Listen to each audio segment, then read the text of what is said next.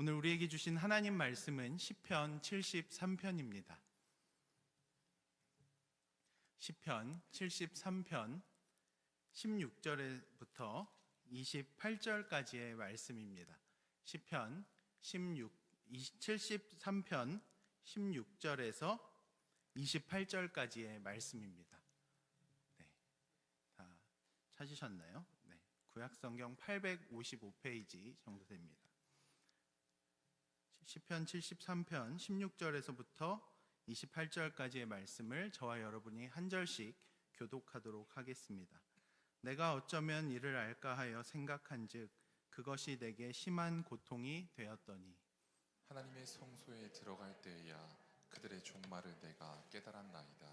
주께서 참으로 그들을 미끄러운 곳에 두시며 파멸에 던지시니 그들이 어찌하여 그리 갑자기 황폐되었는가. 놀랄 정도로 그들은 전멸하였나이다. 주여 사람이 깬 후에는 꿈을 무시함같이 주께서 깨신 후에는 그들의 형상을 멸시하시리이다. 내 마음이 산란하며 내 양심이 찔렸나이다. 내가 이같이 음해 무지함으로 주 앞에 짐승이 오나 내가 항상 주와 함께하니 주께서 내 오른손을 붙드셨나이다. 주의 교훈으로 나를 인도하시고 후에는 영광으로 나를 영접하시리니 하늘에서는 주 외에 누가 내게 있으리요 땅에서는 주밖에 내가 사모할 이 없나이다. 내 육체와 마음은 쇠약하나 하나님은 내 마음의 반석이시오 영원한 분깃이시라. 무릇 주를 멀리하는 자는 망하리니 음녀같이 주를 떠난 자를 주께서 다 멸하셨나이다. 함께 읽겠습니다. 하나님께 가까이함이 내게 복이라. 내가 주 여호와를 피난처로 삼아 주의 모든 행적을 전파하리이다. 아멘.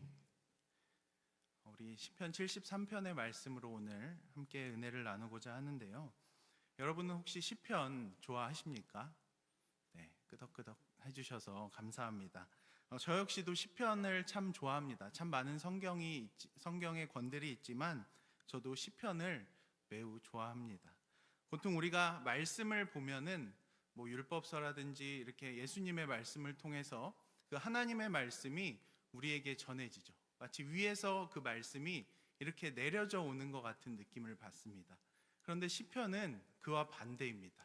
시편은 조금 다르죠. 우리의 삶의 고백이 기도가 되어지고 또 찬양이 되어져서 하나님께 올려드려집니다. 그리고 하나님께서는 그 기도와 고백을 받으시고 오늘 우리가 읽을 수 있게 또 성경으로 말씀이 되게 하셨습니다. 그래서 저는 시편이 참 좋습니다. 시편은 우리 삶의 일면을 잘 보여주기 때문입니다.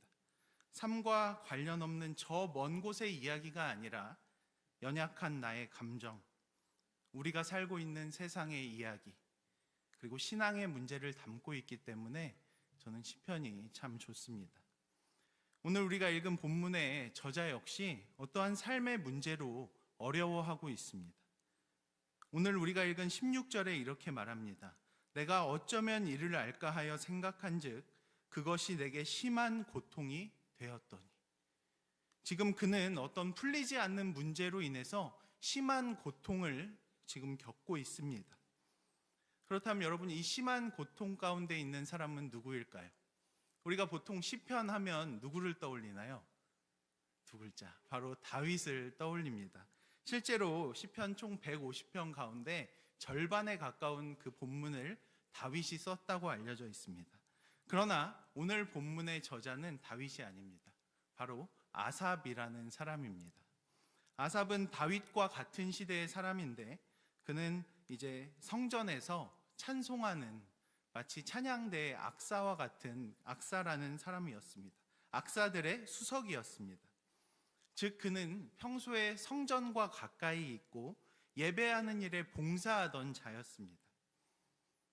그런데 지금 그가 어떤 이유인지 모르겠지만 어떤 상황으로 인해서 위험에 처한 것입니다. 여러분, 그는 어떤 이유로 지금 고통 가운데 있습니까? 어려움 가운데 있습니까? 우리가 읽지 않았지만 그 사실을 1절에서 3절까지 말씀해서 우리는 찾아볼 수 있습니다. 우리 1절에서 3절을 다시 한번 보겠습니다. 1절에서 3절입니다. 우리 함께 읽어볼까요? 시작.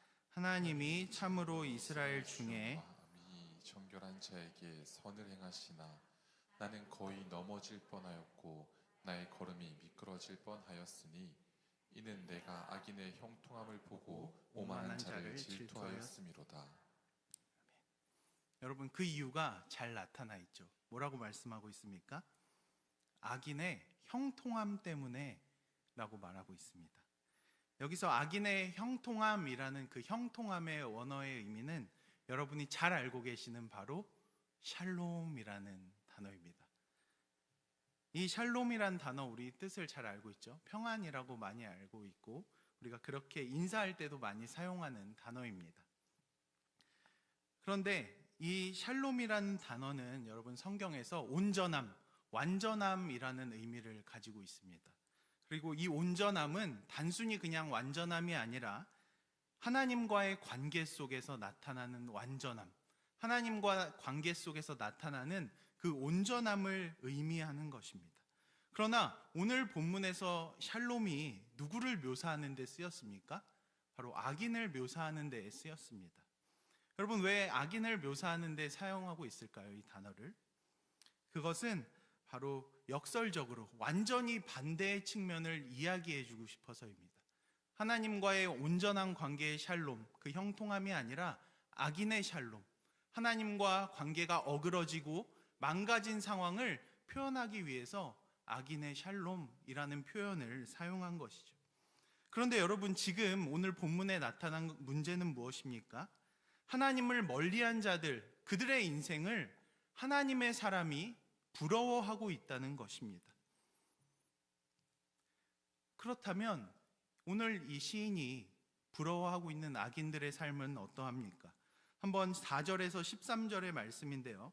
한번 보시면 그들은 죽을 때에도 고통이 없고 그 힘이 강건하며 사람들이 당하는 고난이 그들에게는 없고 사람들이 당하는 재앙도 그들에게 없나니 그러므로 교만이 그들의 목걸이요 강포가 그들의 옷이며 살찜으로 그들의 눈이 솟아나며 그들의 소득은 마음의 소원보다 많으며 그들은 능욕하며 악하게 말하며 높은 데서 거만하게 말하며 그들의 입은 하늘에 두고 그들의 혀는 땅에 두루 다니는도다. 그러므로 그의 백성이 이리로 돌아와서 잔에 가득한 물을 다 마시며 말하기를 하나님이 어찌알랴 지존자에게 지식이 있으랴 하는도다. 볼지어다 이들은 악인이라도 항상 평안하고 재물은 더욱 불어나는도다. 여러분, 지금 이 의인이 아삽이란 사람이 부러워하는 악인의 형통함의 모습이 지금 나타나 있습니다. 사람이 당하는 고통도 없고 힘이 강건합니다. 소득은 자신이 원하는 그 마음에 원하는 것보다 훨씬 더 많습니다. 심지어 그들은 죽을 때에도 고통이 없이 죽는다라고 이야기하고 있습니다. 항상 형통합니다. 그렇다면 여러분, 오늘 아삽은 자신의 상황을 어떻게 표현하고 있는지 아십니까? 오늘 13, 14절을 여러분이 한번 읽어주시겠습니까? 읽어보겠습니다. 시작. 내가 내 마음을 깨끗하게 하며 내 손을 씻어 무죄하다 한 것이 실로 헛되도다. 나는 종일 재난을 당하며 아침마다 징벌을 받았도다. 네. 악인의 상황과 오늘 주인공 아삽의 상황이 극명하게 대조를 이룹니다. 그는 하나님 앞에서 마음을 깨끗이 하고 정결하게 했습니다. 그러나 그의 고백은 고난을 이야기하고 있습니다. 그는 단순히 악인의 형통만을 부러워하고 있는 것은 아닙니다. 하나님께서 이 땅의 악인들을 심판하셔야 하고 그분의 자녀에게 복을 주시는 분이신데 지금 상황이 그렇지 않지 않습니까? 악인들은 떵떵거리면서 살고 있고 의인은 고난 가운데 있습니다. 맨 처음에 우리가 확인한 말씀 16절 기억하십니까? 내가 어찌하면 이를 알까 하여 생각한즉 그것이 내게 심한 고통이 되었더니. 지금 오늘 본문의 저자는 의인의 고통과 악인의 형통으로 인해서 그 난제에 빠져서 시험에 든 것이죠. 그런데 여러분, 이러한 모습이 우리에게 크게 낯설게 다가오지 않습니다. 왜일까요? 우리가 사는 이 세상이 이러한 모습 아닙니까? 하나님을 믿지 않고 하나님의 뜻을 모르는 자들이 형통하고 그들은 그들이 원하는 대로, 우리는 어떤 규칙과 하나님의 뜻대로 살아가려고 하지만 그들은 여러 가지 수단과 방법을 가지고 애를 쓰고 편법을 쓰고 불법을 사용하면서 그들의 소득을 많이 모으고 살아갑니다. 그렇기 때문에 정직하게 사는 것, 하나님의 말씀대로 사는 것은 이 세상 가운데서 무모하기 짝이 없고 헛되고 어리석은 일처럼 보입니다. 그래서 지금 시인이 이렇게 고백하는 것 아닙니까? 내가 내 마음과 손을 깨끗하게 하며 살아온 것이 헛되다. 이것이 우리가 살아가는 이 세상의 모습입니다. 악인은 하늘에 있는 것 같고 의인은 땅으로 점점 깊은 곳으로 내려가는 것 같습니다. 여러분, 이 본문을 보시면서 어쩌면 아시는 본문일 수도 있는데 어떤 생각이 드십니까? 저도 하나님 앞에 이러한 물음을 내어놓게 됩니다. 하나님, 눈에 보이게 엄청나게 잘 나가는 것은 아니어도, 남부러운 삶은 아니어도, 남부럽지 않은 삶은 아니어도 적어도 하나님을 향한 정직한 마음과 그 정직한 삶은 인정해 주셔야 되는 것 아닙니까? 하나님의 자녀들 입에서 정직한 삶이 헛되다라는 고백이 나오게 하시면 안 되지 않습니까, 하나님? 저는 이런 생각이 들었습니다. 본문 가운데 아삽은 이런 풀리지 않는 난제에서 헤어나오지 못하고 있습니다. 현실의 문제가 그를 압도했고 하나님이 어떤 분이신지도 그 생각도 흐려졌습니다. 그러나 그는 이 압도된 상황을 뒤로하고 그의 걸음을 옮깁니다. 여러분, 그는 어디로 자리를 옮깁니까? 바로 성소입니다. 여러분들이 읽었던 17절의 말씀 한번 함께 읽어볼까요? 오늘 본문 17절 말씀입니다. 함께 읽어보겠습니다. 시작. 하나님의 성소에 들어갈 때에야 그들의 종말을 내가 깨달았나이다. 여러분, 성소를 향했을 때 그는 무언가를 깨닫게 됩니다. 물론 물리적인 장소의 이동이 단순히 무언가를 깨닫게 해준 것은 아닙니다. 여러분, 성소는 어떤 곳입니까? 네, 하나님을 찾는 곳, 하나님을 예배하는 곳이지 않습니까? 성소는 여러분, 하나님의 명령을 받는 곳, 하나님의 뜻이 선포되어지는 곳, 하나님을 친밀하게, 하나님을 구체적으로 만나는 곳이 바로 성소입니다. 그리고 이 성소로 지금 아삽이 나아갔을 때 고민하고 고통하던 그 모습은 이제 점점 사라져 가게 됐습니다. 여러분, 그가 성소로 나아갔을 때 어떻게 되었습니까? 고민하던 상황이 갑자기 확 바뀌지는 않았습니다. 갑자기 하나님의 사람들이 잘 살기 시작하지 않았습니다. 악인들이 갑자기 망하기 시작하지 않았습니다. 여전히 상황은 달라지진 않았습니다. 그러나 그가 성소에 들어갈 때 하나님께서 그의 생각을 만지셨고 교정하셔서 진리가 무엇인지를 알게 하셨습니다. 거짓된 세상 속에서는 하나님의 인도와 보호가 없는 것 같습니다. 악인들의 형통한 삶을 살고 그들이 세상의 주관자같이 보입니다. 이것이 바로 현실의 눈으로 본 세상이죠. 그러나 성소에 들어와서 이제 그는 현실의 눈으로 세상을 바라보는 것이 아니라 믿음의 눈으로 이 세상을 바라보게 됩니다. 하나님의 눈으로 이 세상을 바라보게 됩니다. 그래서 그때 하나님께서 깨닫게 해주시는 은혜가 있던 것이죠. 그렇다면 여러분, 오늘 본문 가운데 아삽이 걸음하였던 이 성소는 오늘날 우리와 어떠한 관련이 있습니까? 하나님과 깊은 교제를 나누는 시간, 하나님을 깊게 만나는 시간, 여러분, 우리로 하면 어떤 시간이라고 할 수 있을까요? 바로 여러분이 지금 함께하고 있는 이 자리입니다. 예배의 자리, 하나님께 마음껏 찬양하는 이 자리, 하나님의 말씀을 듣는 자리, 하나님께 고백하는 기도의 이 자리, 바로 이 자리입니다.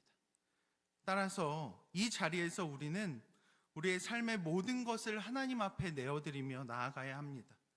그때 하나님께서 우리의 심령을 위로하실 것입니다. 또한 우리를 말씀으로 가르치시며 깨닫게 하실 것입니다. 나의 마음과 생각을 하나님의 생각과 하나님의 마음으로 바꾸어 주시고 바뀌게 하실 것입니다. 바라기는 우리의 삶의 어려운 어떠한 순간 가운데도 이 자리, 하나님 앞에 나아가는 이 자리를 꼭 기억하는 우리 성도님들 되시길 간절히 원합니다. 다시 본문으로 돌아와서 우리는 그가 성소에 들어갈 때 깨달은 사실을 간략하게 나누어 보고자 합니다. 첫 번째로 그가 성소에 들어갔을 때 깨달은 첫 번째 사실은 악인의 종말을 깨닫게 되었습니다. 오늘 본문 18절, 19절 말씀을 함께 읽겠습니다. 시작. 주께서 참으로 그들을 미끄러운 곳에 두시며 파멸에 던지시니 그들이 어찌하여 그리 갑자기 황폐되었는가. 놀랄 정도로 그들은 전멸하였나이다. 성소에 들어갔을 때 첫 번째로 그가 깨달은 것입니다. 악인의 삶은 결국 멸망한다는 것입니다.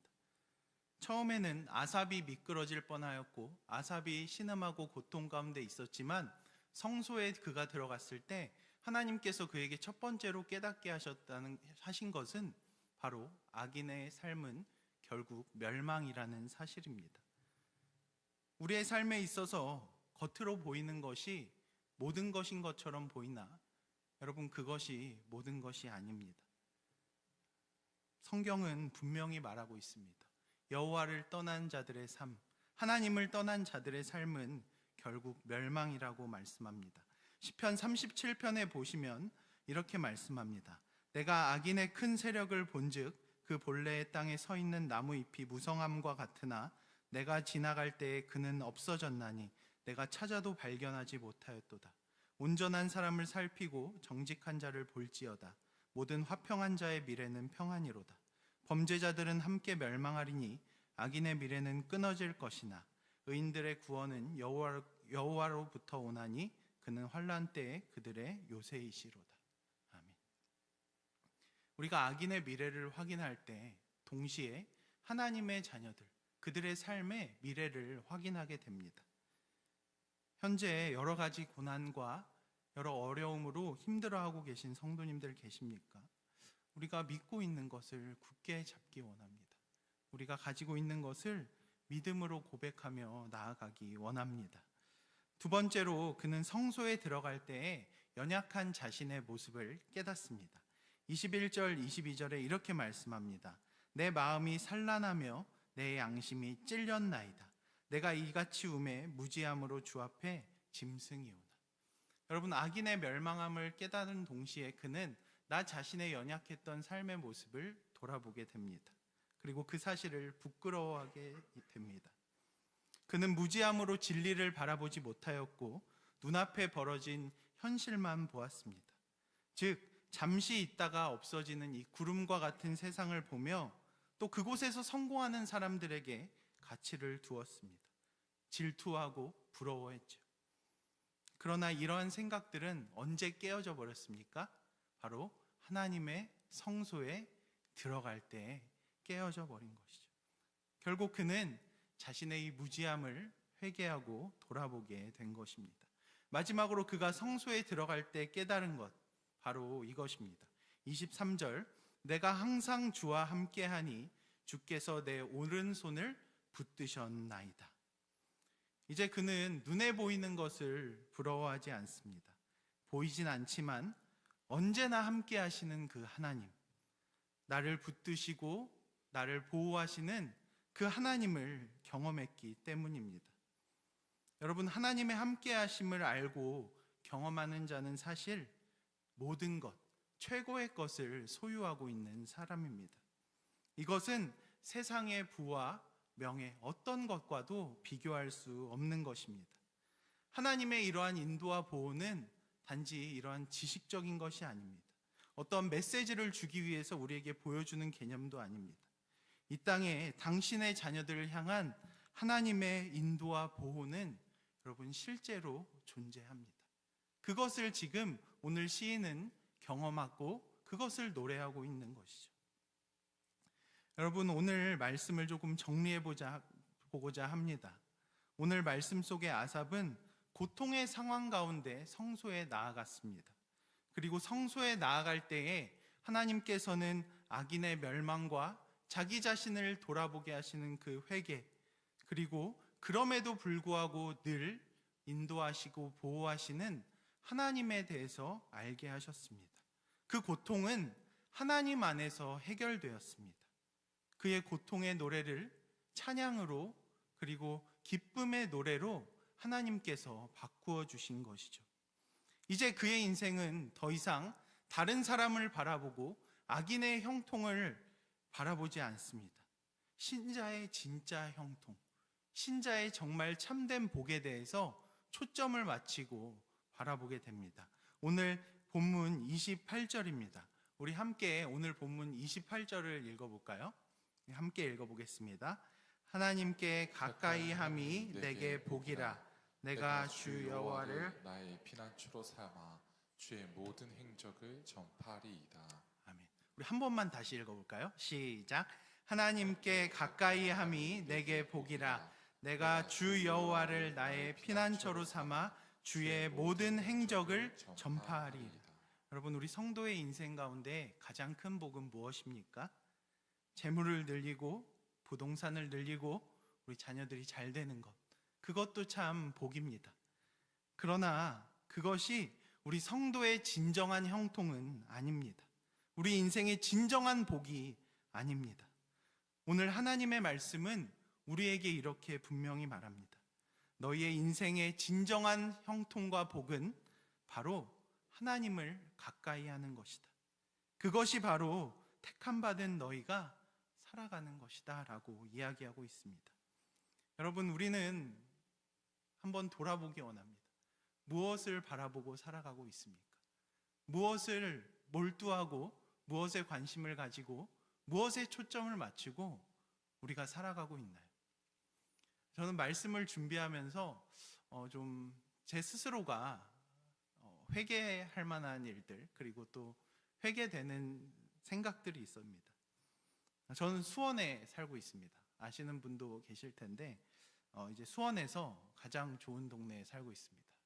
네, 안 믿으시네요. 네, 저는 이제 광교 신도시라는 곳에 살고 있습니다. 이 동네에는 이제 30평대 아파트를 사려면 제가 또 올라오기 전에도 방금 확인했는데 최소 11억, 12억은 있어야 됩니다. 그리고 호수가 있는 호수뷰를 원하면 15억 이상을 가지고 있어야지 30평대 아파트를 살 수 있습니다. 지금 표정이 그럼 너가 어떻게 사니? 라고 이야기하시는 것 같은데 네, 저는 나라에서 빌려주는 집에 살고 있습니다. 네, 빌려 쓰는 집이죠. 근데 같은 동네이기 때문에 참 많은 사람들이 참 좋은 것을 누리고 좋은 것을 입고 좋은 것을 타고 하는 것들을 쉽게 보게 됩니다. 항상 그런 것은 아니지만 문득 그러한 삶이 참 부러워 보일 때가 있습니다. 그리고 나 자신은 조금은 초라하게 보입니다. 어린 시절 하나님 앞에 이렇게 고백했던 일이 있습니다. 하나님, 이왕이면 교회 다니고 돈 많은 사업가, 교회 다니고 장로 정도 하면서 돈은 많이 있어서 베풀면서 살 수 있는 사람이 됐으면 좋겠어요 라고 고백했던, 주일날 보셔서 아시지 않겠습니까? 목사 집안입니다. 이게 없습니다. 마이너스 통장이 저는 원래 다 그런 줄 알았습니다. 여러분, 그렇게 고백했던 제 어린 시절이 기억이 났습니다. 하나님 왜 안 들어주세요? 안 들어주셨죠. 제가 여러분 앞에 지금 이러고 있지 않습니까? 함께 말씀을 나누고 참 귀하지만 하나님 왜 안 들어주시지? 이렇게 고민하던 때가 있었습니다. 여전히 세상의 형통을 부러워하는 저의 모습, 그리고 얻지도 못할 것들을 인터넷으로 검색하면서 부러워하는 저의 모습, 그런 모습이 제게도 있었습니다. 말씀을 전하지만 내 마음속에 어느 한켠에는 아직도 나의 삶의 가장 큰 복은 물질이지, 돈이지, 그렇게 생각할 때가 부족하지만 저에게도 있었습니다. 지금도 있습니다. 참 부끄러운 고백입니다. 그런데 여러분, 오늘 말씀을 다시 묵상하고 또 볼 때 하나님께서는 다시 우리 성도의 삶이, 하나님의 자녀인 우리의 삶의 형통이 무엇인지를 알게 하셨습니다. 바로 그것은 하나님을 가까이 하는 것입니다. 여러분, 어거스틴은 이렇게 말했습니다. 돈과 결혼한 사람이 천박하듯이 돈을 위해 또는 위안이나 안전이나 건강이나 권세를 위해 하나님을 섬기는 자도 그러하다. 오직 하나님에게서 보상을 받기 위해서만 하나님을 섬기는 사실은 하나님보다 더 귀중한 보상을 붙잡고 있는 것이다.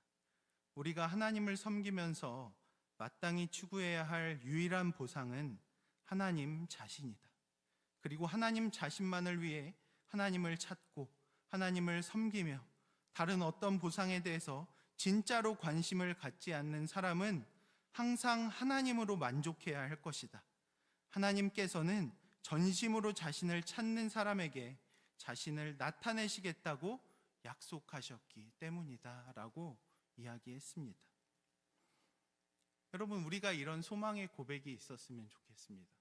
여전히 우리의 삶은 참 결핍이 많고 궁핍하고, 아니 하나님 형통한 것까지는 아니라도 그래도 기본은 돼야죠 할 정도의 우리의 어려운 상황들이 있는 줄 압니다. 그러나 우리가 오늘 말씀을 근거로 우리에게 이러한 믿음의 고백들이 있으면 좋겠습니다. 소망하는 것이 있으면 좋겠습니다. 하나님, 나의 삶 가운데 가장 큰 형통은 하나님을 가까이 하는 것입니다. 하나님, 나의 삶 가운데 가장 귀하고 가장 가치 있는 일은 하나님과 함께하는 일입니다 라는 그 믿음의 고백이 저와 여러분에게 있기를 소망합니다. 여러분, 우리는 이전에 예수 믿으면 복 받습니다 라는 고백을 했고 그렇게 전도했습니다. 예수 믿으면 복 받아요. 들어보셨죠? 네, 저는 그렇게 들었습니다. 네, 물론 맞는 말입니다. 그러나 이 말이 우리의 신앙의 오해를 일으킨 측면도 분명히 있습니다. 왜냐하면 예수 믿는 것 외에 플러스 알파를 우리가 생각하게 했기 때문입니다. 물론 우리 인생에 구원의 은혜를 허락하신 그분께서 물질과 우리 성도님들의 삶을 풍요롭게 해주시면 정말 좋겠습니다. 그러나 여러분, 그렇지 않아도 괜찮습니다. 왜냐하면 우리는 이미 예수님으로 말미암아 복받은 인생이기 때문입니다. 그런 의미에서 여러분, 예수 믿으면 복 받습니다 라는 단어를, 이 문장을 다시 조금 바꾸기 원합니다. 이렇게 바꾸기 원합니다. 예수 믿는 것이 복입니다. 여러분, 이렇게 우리가 앞으로 고백하면 좋겠습니다. 하나님을 가까이 하면서 살기 원합니다. 그리고 그것이 우리 인생의 진정한 복임을 믿음으로 고백하기 원합니다. 그리고 하나님을 가까이 할 때에 우리의 삶에 그러한 복의 열매들이, 그 열매들이 삶의 곳곳에서 맺히는 그런 우리 성도님들, 저와 여러분들의 삶이 되기를 간절히 축원합니다.